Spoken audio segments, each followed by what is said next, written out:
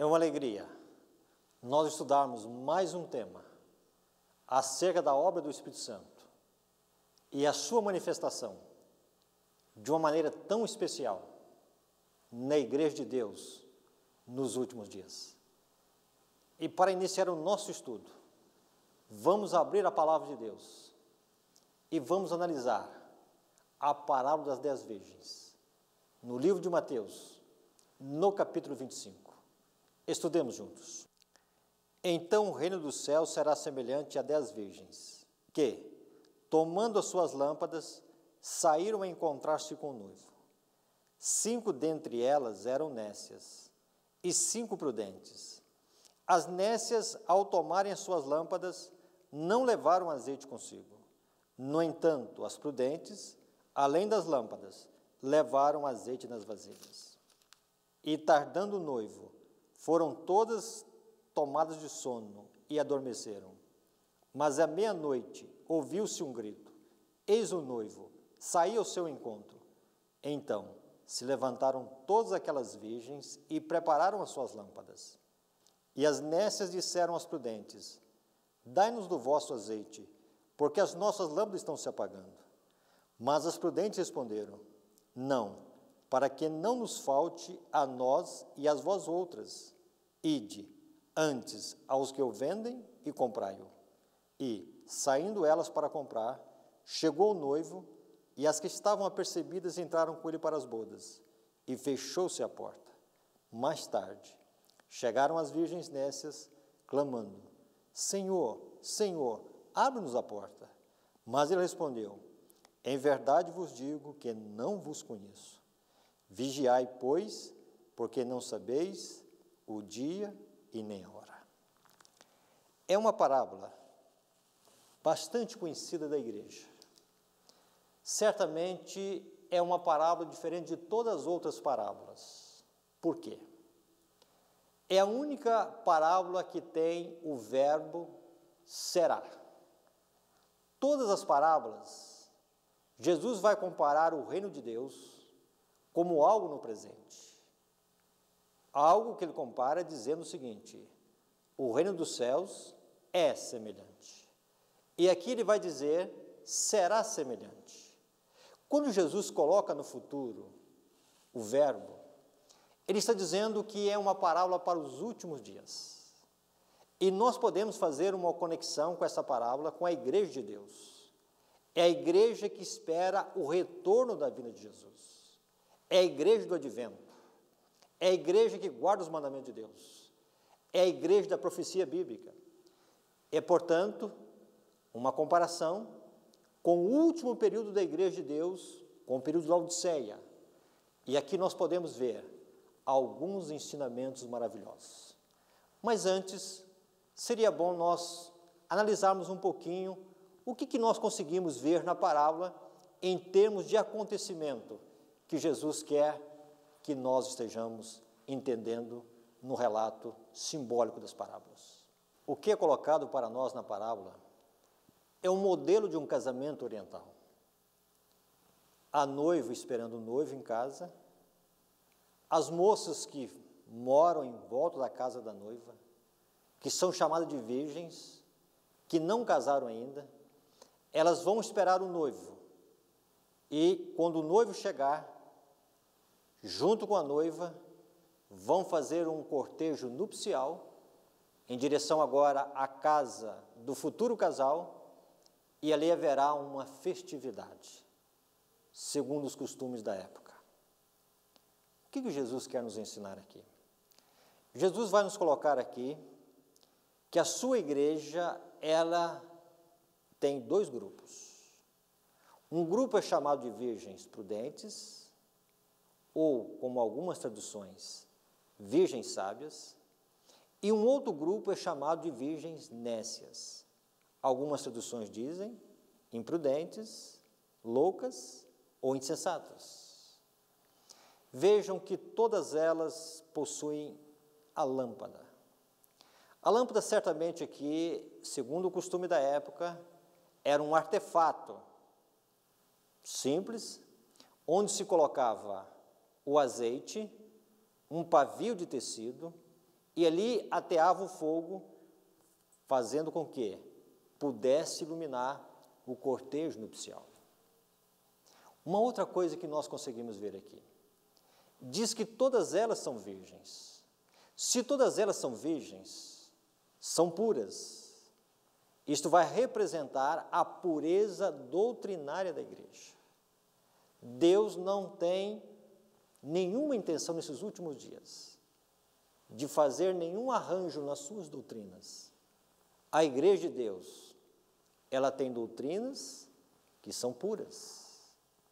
Portanto, Satanás fará de tudo para que movimentos, tendências possam aparecer, desvirtuando as doutrinas de Deus que foram colocadas, alicerçadas na palavra de Deus, e que o dom profético nos ajuda a revigorar, a fortalecer a confiança naquilo que Deus deixou para nós.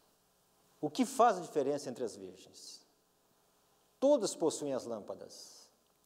Lâmpada é visto como a palavra de Deus. O azeite é visto como o Espírito Santo. Vejamos que 5 dentre elas não fizeram a devida provisão de azeite. Todas advogam a verdade, creem nas doutrinas, professam a crença no advento do Senhor, estão esperando o noivo, mas 5 não fazem a devida providência acerca do azeite. O azeite é visto como o Espírito Santo.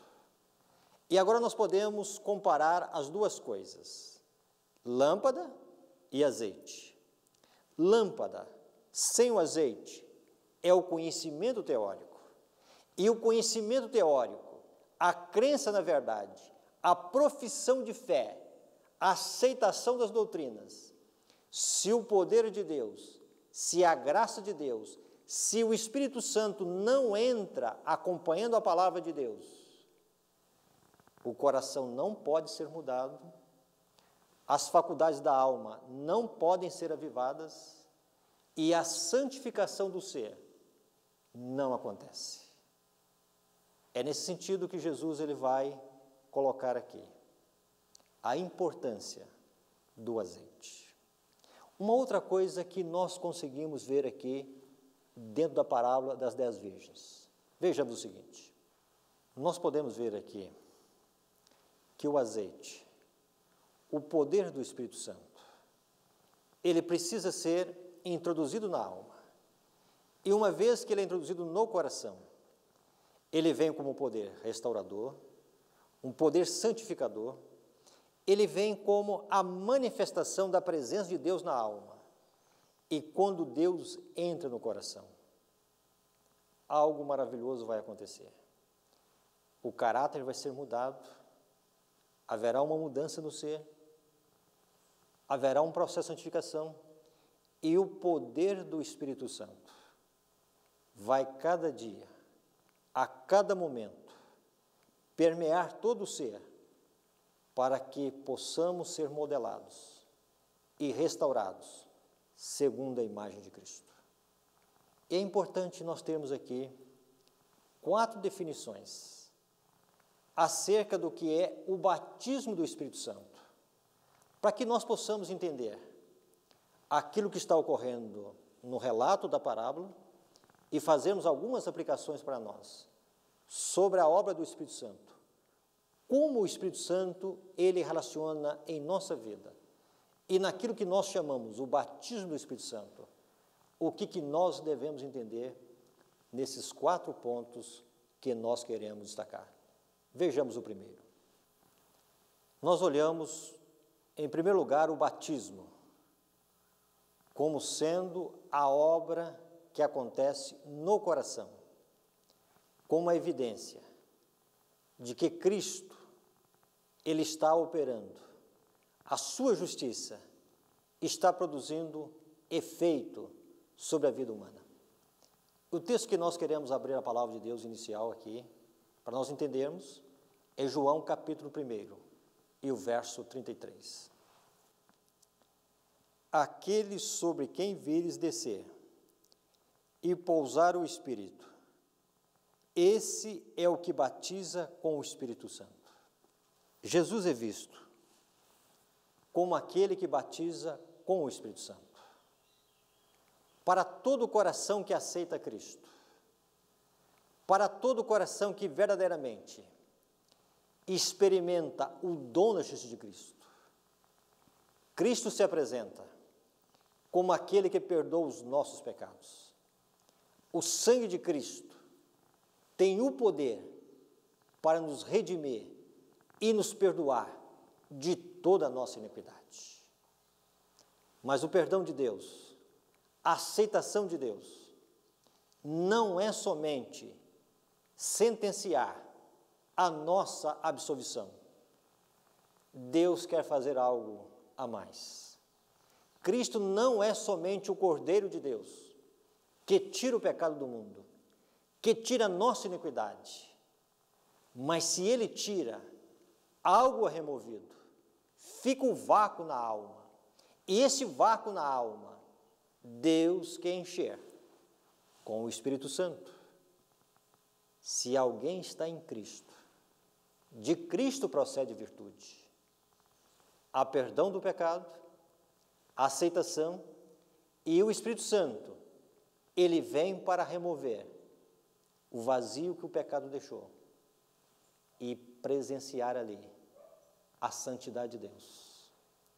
Portanto, batismo do Espírito Santo está relacionado com perdão, está relacionado com justificação, está relacionado com um novo nascimento, com um novo coração, com uma renovação da alma. É o momento do início, é o momento em que o Espírito Santo, ele começa a sua obra e vem através de Cristo, o poder do Espírito Santo. O batismo do Espírito Santo é um batismo de transformação de natureza, é um batismo de capacitação para que possamos viver a vida que Jesus teve em relação ao seu ministério aqui, em relação ao pecado.